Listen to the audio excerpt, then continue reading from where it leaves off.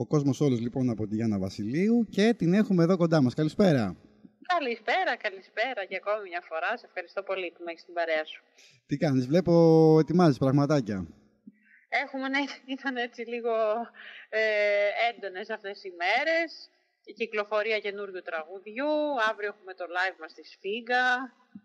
Ωραία πραγματάκια, δημιουργικά. Λοιπόν, πάμε να ξεκινήσουμε από το τραγούδι, το καινούριο.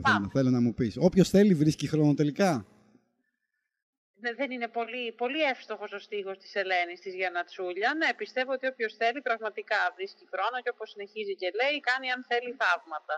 Νομίζω είναι ένα στίχος, μάλλον μια πρόταση που το έχουμε πει λίγο πολύ όλη στη ζωή μας. Δηλαδή, κάποιος που δεν προλαβαίνει, είτε φίλος είτε σύντροφος, και λες, έλα, άμα θες τώρα θα βρεις χρόνο να έρθει να με δεις, ας πούμε, παράδειγμα. Ναι, όντως. Μου αρέσει πάρα πολύ και σε αυτή η αμεσότητα και η απλότητα μαζί του στίχου αυτού, αλλά όπως λες είναι κάτι που το έχουμε σκεφτεί, το έχουμε βιώσει, το έχουμε πει σίγουρα. Οπότε ναι, είναι ένα τραγούδι που μιλάει έτσι και για τον έρωτα και πως όταν όντως υπάρχει ο έρωτας και η θέληση και η αγάπη, πάντα βρίσκεται ο χρόνος και ο τρόπος. Νομίζω θα υπάρξουν αρκετοί που θα ταυτιστούν με το στίχο και με το κομμάτι. Φαίνεται ήδη, να σου πω. Φαίνεται ήδη, είναι η αλήθεια, ναι. Λαμβάνω ήδη πολύ ωραία μηνύματα από τον κόσμο. Πολύ καλό αυτό, πολύ καλό αυτό.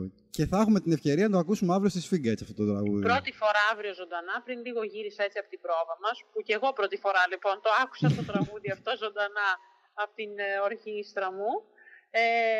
Και εντάξει, είμαι πολύ συγκινημένη. Ξέρεις, κάθε καινούριο τραγούδι, έτσι, κάθε καινούριο βήμα με συγκινεί πάντα. Και ναι, αύριο θα το ακούσουμε ζωντανά στη Σφίγγα. Έχω να βρεθώ πολλά χρόνια στη Σφίγγα. Είχα βρεθεί εκεί έτσι για τα πρώτα live μου, έτσι, που είχα κάνει και με ένα φίλο μου, τον Μαδάμ Τσαρούχη, μαζί. Οπότε νομίζω μετά από 6 χρόνια πάλι γυρνάω στη Σφίγγα. Ναι, κάπου τόσο πρέπει να είναι. Πολύ καιρός, ναι, όντως. Ναι. Πάμε λίγο να μου πεις λίγο περισσότερα. Καταρχάς να μαθαίνεις τους μουσικούς σου, λίγο να μου πεις για το live. Λοιπόν, το live.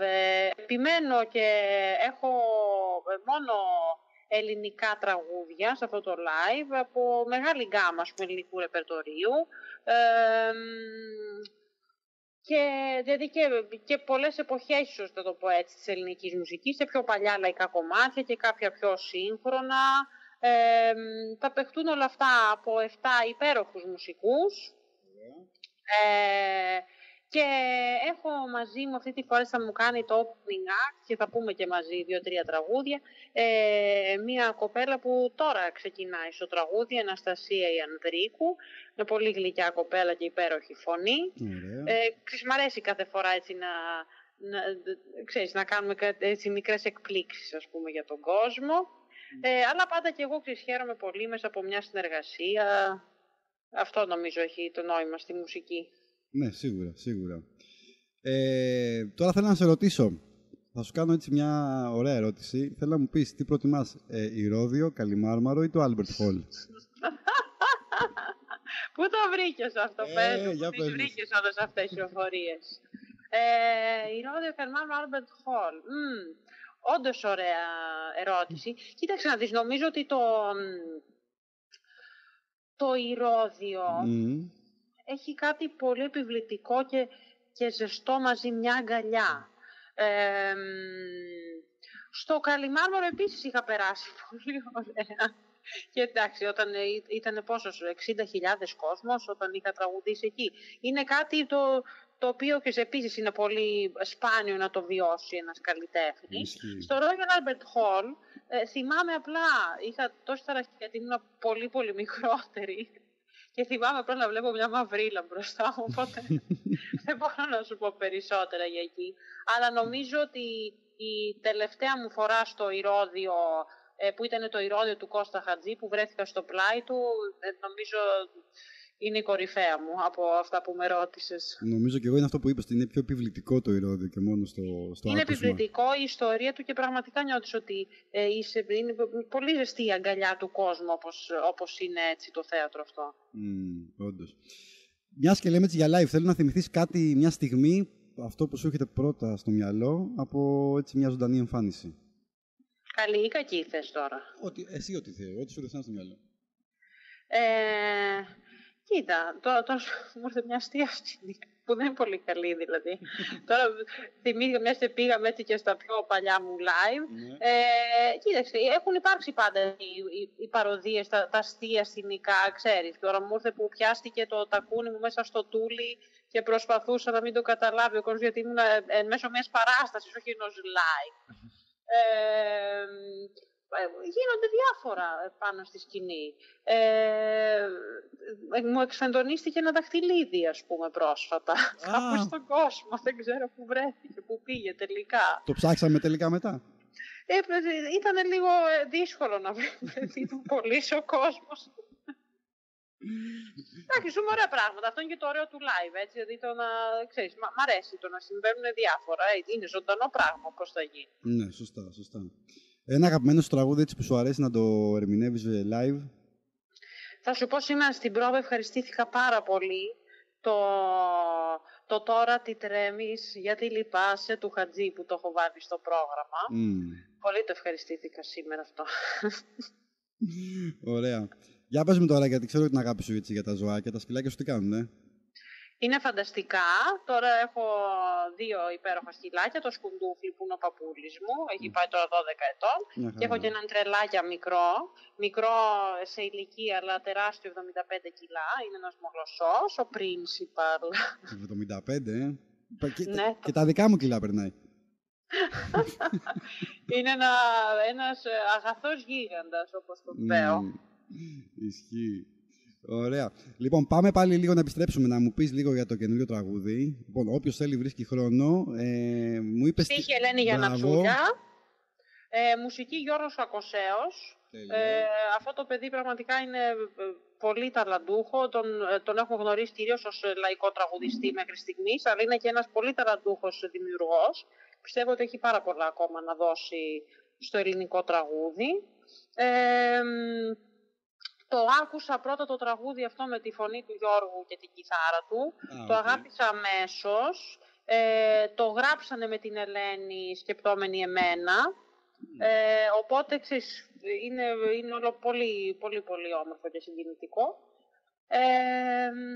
Περάσαμε πάρα πολύ ωραία και στη δημιουργία, ξέρεις, στην ηχογράφηση όπως το εξελίξαμε, παρέα και με την ομάδα των παραγωγών μου, τον Γιάννη τον Τουλάμι και τον Λευτέρη τον Παπαδάκη και φυσικά τον Χρήστο Σούμκα στην ενορχήστρωση, που είναι το team που κάναμε μαζί και τον κόσμο όλο, που έβαλες προηγουμένως.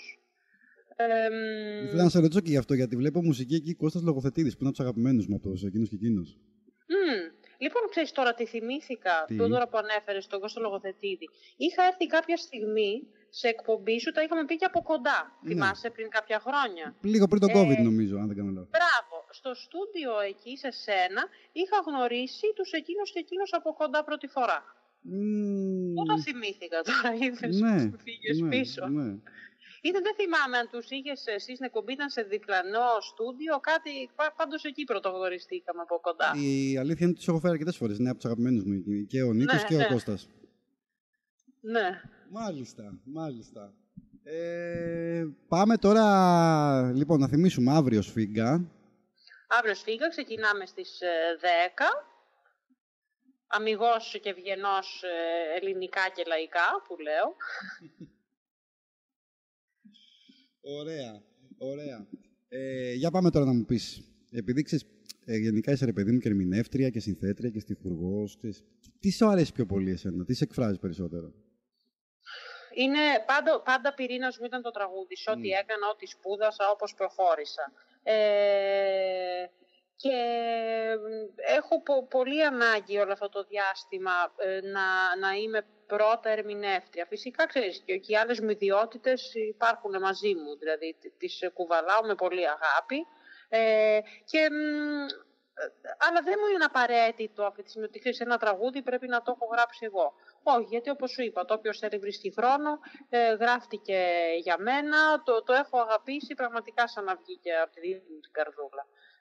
Οπότε πλέον θα σου πω ότι το ερμηνεύτρια είναι πάνω από όλα και τα άλλα τα έχω σαν φυλαχτά μαζί μου. Ακολουθούν τα υπόλοιπα. Ναι. Ωραία. Μια τελευταία ερώτηση πριν σε αποχαιρετήσουμε. Θέλω να μου πεις, βρίσκεσαι ρε παιδί μου σε έναν λευκό τοίχο, κενό, και έχεις ένα σπρέι. Με βάζεις τρίκ σήμερα, μ' αρέσει, ναι. Έχω ένα σπρέι. Δεν σε βλέπει κανείς. Τι θα έγραφες?